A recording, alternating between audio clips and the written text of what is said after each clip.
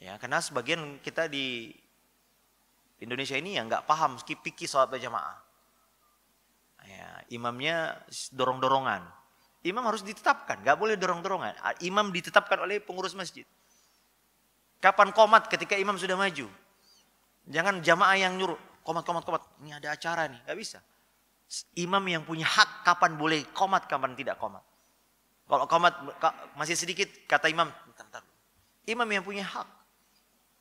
Ya. Kemudian Nabi SAW menyuruh kita di masjid khusyuk. Jangan ada, kata Nabi, jangan ganggu saudaramu dengan bacaan Quran. Sebagian kita, akhi, antara azan qomat, muazzinnya malah baca salawat. Kita mau sholat sunat terus gimana?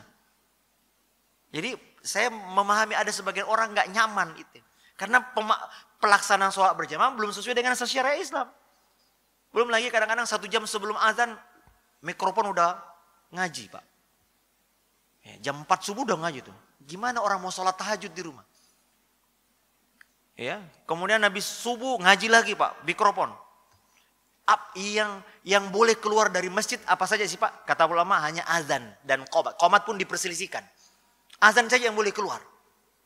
Qomat, sebagian ulama berbeda pendapat. Ini qomat untuk siapa? Untuk yang di luar masjid atau yang di dalam masjid? Dalam masjid. Karena mereka yang berkepentingan ini udah mau qomat. Ada pun di luar masjid udah percuma. Ya kan?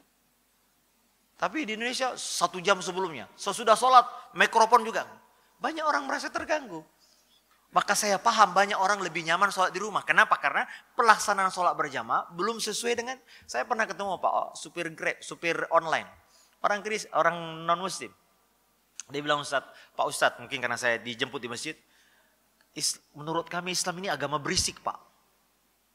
Itu siang malam, itu ya mulai dari pengajian ibu-ibu, sampai kapan kita istirahat katanya. Apa harus selalu teriak-teriak katanya. Islam yang seperti ini yang mereka pahami, Pak. Padahal Nabi SAW di masjid gak boleh suaramu, jangan, kenapa? Ada saudaramu yang sedang berdoa dan sholat. Tapi kita, akhi, Masya Allah, masjid ini, ya, gak bisa kita khusyuk. Bertetangga dengan masjid, banyak orang menghindari. Kenapa? Berisik, Ustaz. Saya ketemu ada seorang pilot. Ustaz, saya pindah nih. Saya punya bayi, tapi jam 4 udah corong masjid itu keras banget. Habis maghrib sampai isya corong. 20 menit, 30 menit sebelum azan udah ngaji, keras banget. Kita kalau ada tamu gak bisa ngapa-ngapain. Istrinya komplain ke pengurus masjid, Pak, tolong dikecilin, Pak. Bapak, ibu ini Islam atau setan katanya. Suara ngaji kok gini. Ya gimana, orang mendengar Quran kan ada saatnya. Tidak setiap orang harus diperdengarkan Quran. Maka berusahalah kita melaksanakan sholat berjamaah dengan baik, Pak. Saya di masjid dekat rumah saya pernah dijemput oleh salah satu supir yang ya belum ngaji gitu. Tapi dia bilang, Ustaz, saya setiap sholat di masjid Ustaz dekat rumah itu kayaknya lebih tenang. Lebih khusyuk. Kenapa? Orang habis sholat, habis azan, tenang. Semuanya sibuk berdoa masing-masing. Gak ada yang ngobrol. Terus sholatnya rapat, nyaman. Bacaan imamnya, Masya Allah, kayak Ustadz kita tadi, enak, nikmat. Gak terlalu lama, juga gak terlalu cepat.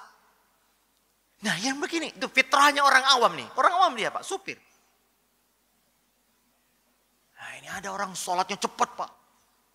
Kadang-kadang kita, Pak, sholat berjamaah cepat, tapi zikirnya lama. Doanya panjang. Ini salah kaprah. Harusnya ketika sholatlah kita sungguh-sungguh berdoa. Adapun selesai sholat ya silakan ya, ada yang mau mungkin punya hajat mau pulang. Tapi kadang-kadang kita nggak enak pulang karena imamnya zikir.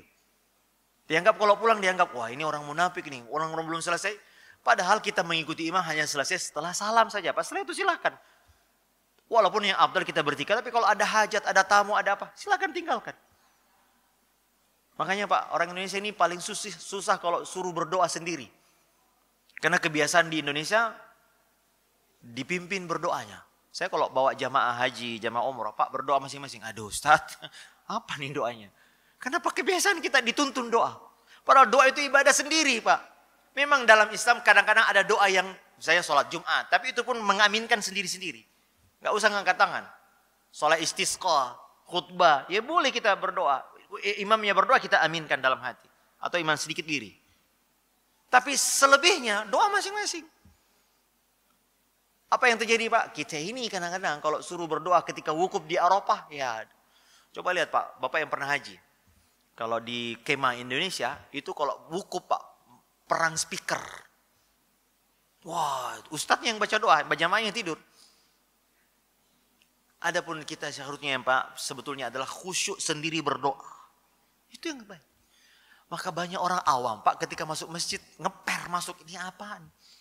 Tapi lihat fitrahnya orang ini Pak, orang kayak ada tatonya. Masuk, kok kayaknya lebih enak ya sholat itu. Kalau dia jemput saya itu senang sholat ini. Masjidnya bersih, tenang, nggak ada suara, anak-anaknya kita juga rapikan. Ini membuat orang ini. Tapi kalau orang yang nggak tahu agama masuk masjid, ini suara berisik, ini orang ini, ya jelas Pak. Saya lebih nyaman di rumah, saya paham. Tapi itu juga keliru. Berusahalah sholat berjamaah, karena sholat jamaah pendapat yang kuat wajib hukumnya. Ada yang mengatakan sunnah muakkad, tapi pendapat yang kuat menurut kami adalah wajib hukumnya. Berdosa Anda kalau sholat di rumah nggak ada uzur. Nah, namun jadi satu sisi saya paham Pak, banyak orang nggak lebih nyaman. Tapi satu sisi juga banyak pelaksanaan sholat berjamaah yang tidak sesuai dengan. Antara azan qomat cepat Pak. Dia azan, dia manggil kita, dia yang ninggalin kita Pak. Ya kan? Oh iya Allah sholat kan dimanggil itu. Kita datang ya udah Al-Fatihah. Ya beri, kata Nabi, beri kesempatan orang mandi. Alhamdulillah di masjid kita ini berapa menit Ustadz? Antara azan qomat untuk subuh. 20 menit, Masya Allah Pak. Apalagi yang tinggal di atas. Ya, Masya Allah enak, nikmat. Kita datang udah selesai. Jadi orang malas sholat berjamaah.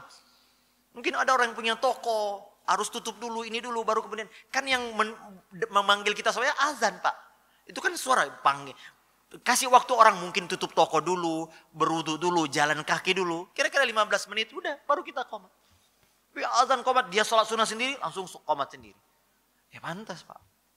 Maka DKM ini perlu dibimbing Pak, agar pelaksanaan sholat, pelaksanaan ta'lim, suara yang keluar masjid Pak, ini sudah seharusnya diatur Pak. Dan ini harus pemerintah memang. Kalau di masing-masing, aduh. Ya, kapan orang istirahat? Yang boleh keluar adalah azan saja Pak. Adapun suara khutbah, suara ceramah, ngapain keluar? Suara murattal, ngapain keluar? Murattal pun untuk siapa ya? Untuk yang ngaji aja. Itu pun kalau di masjid suara kedengaran telinga Pak. Karena ada orang yang lain juga sedang berdoa. Ini jamaah.